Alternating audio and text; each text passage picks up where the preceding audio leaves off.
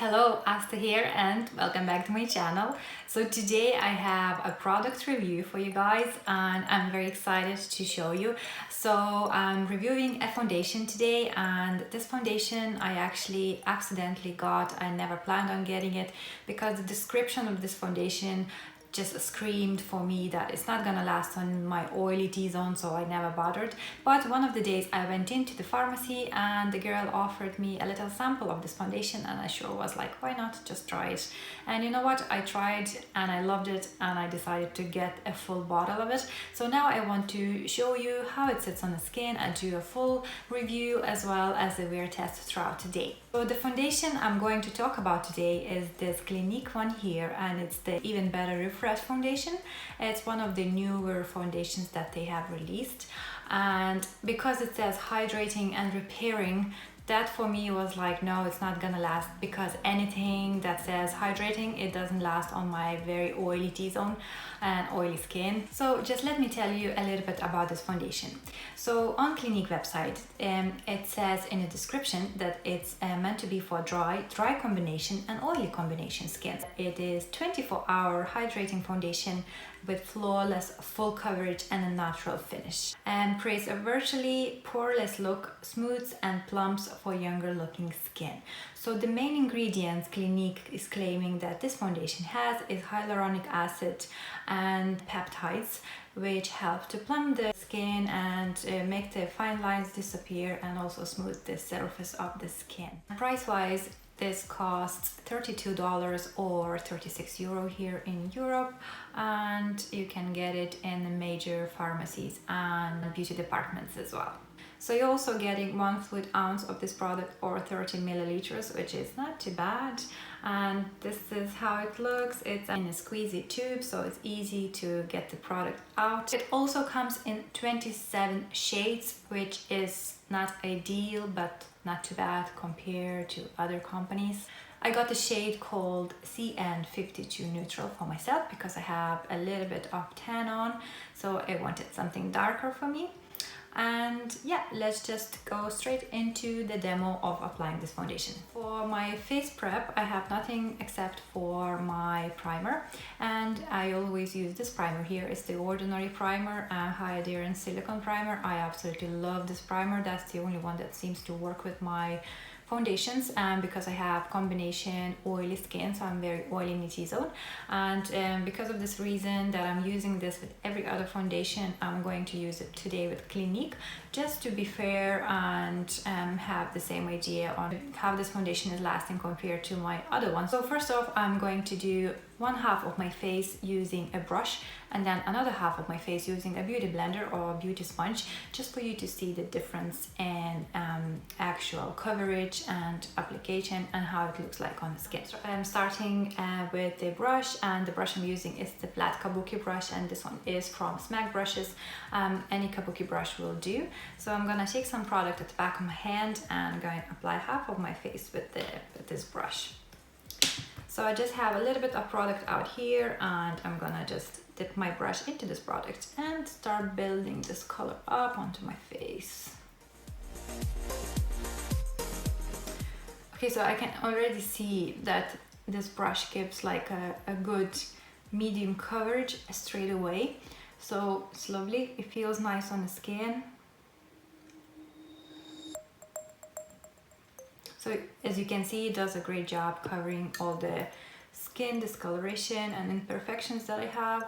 So this tiny bit that I had on my hand, this is how much of a space it covered, nearly half of my face, which is not too bad. It spreads out evenly. There's no dragging or drying or anything unpleasant going on. It does leave your skin looking radiant. See the way it's not completely matte. It feels super comfortable on the skin. It is hydrating, I must say, and I love the finish of it. It's actually really nice and luminous. So this is how it looks like compared to this side where I have nothing on, and I don't know if you can see, my skin looks so much more even toned, and the discoloration is actually hidden quite well. So this is only one layer, and I would say it's a light medium coverage at the moment, and I'm going to try and build it up a little bit more. Here I have 2 layers on, and it's definitely a nice medium coverage. I absolutely love how my skin looks like. It's nice and even and really dewy looking. Okay, so this side of my face I'm going to apply with the beauty sponge, and this one is from Buff and Blend. It's a nice blending sponge, and I love the way it's the shape of kind of cut side, so it's easy to blend the product out. So I'm doing the same. I'm taking some product back of my hand, same amount, and now I'm using my beauty sponge and starting to dab it out from the center outwards.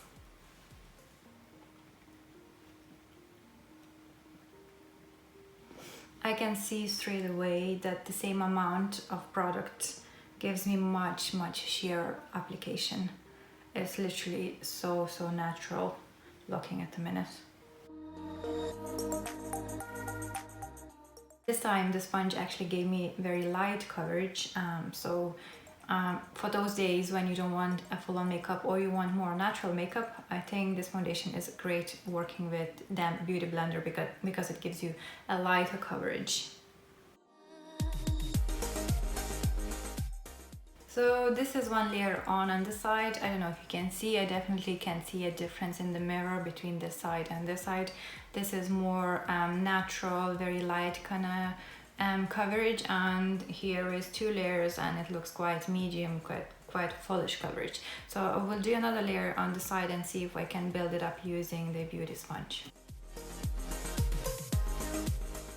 You can definitely build the color up, I think, using beauty blender, but it's still quite like a medium light coverage. It's still not the same as this side, so personally I think I would go with the more fuller coverage if I'm going out, and for everyday use if I want just something light on my skin, I probably would just use beauty blender to apply this foundation, and I would still get equally beautiful results on either.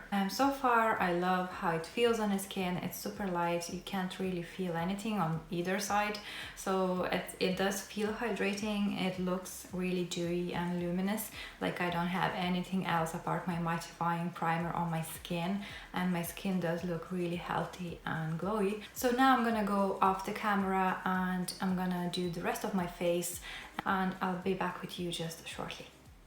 So I have the rest of my face makeup applied.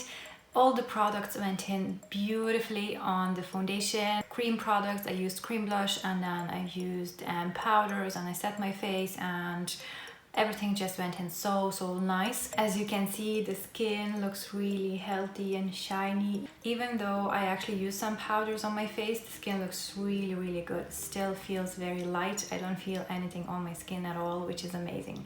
So yeah, later on tonight I will be checking in with you guys again, and I will show you how well or not so well it lasted. So yeah, I'll see you all in a bit.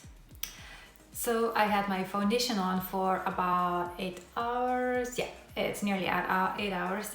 And this is how it looks so far. So my natural oils did come through a little bit, and I do look very dewy, I must say, and it's nice and shiny in a good way. I actually did my workout, I went for a walk, I did my housework as well, so I did loads today, and it stayed on pretty well, so I'm super pleased. I hope you can see how nice it is still. I think it looks super natural, and I think it looks very light on the skin, even though it does have a good amount of coverage. So in my personal opinion, I think it's a good medium coverage foundation, but I'm sure you can really build it up to fuller coverage, working in little layers. But I mean, I'm happy with this coverage. I don't think I need any more than this. I don't have any bad things to say about this foundation. The only little minus it has is that it oxidizes a little bit. I would say around maybe one shade, it goes one shade darker. So when you're choosing your color, have this in mind, and really maybe spend some time with your foundation on or a swatch on in the shop just to get the perfect match. Apart from that, everything else is nice. It feels lightweight. lightweight, it looks luminous, it's super comfortable to wear, it's not drying, and even for my oily skin or combination oily skin, it lasted pretty well for 8 hours. I didn't do any touch-ups. This is how it looks, and I'm so happy I finally found like a foundation that is not matte. It's more of a dewier finish, but it still works on my combination oily skin. So a big thumbs up for me for this foundation. So I hope it's been helpful. I hope it will help some of you to decide whether to get it or not. And thank you so much for watching, and I will see you all in my next video.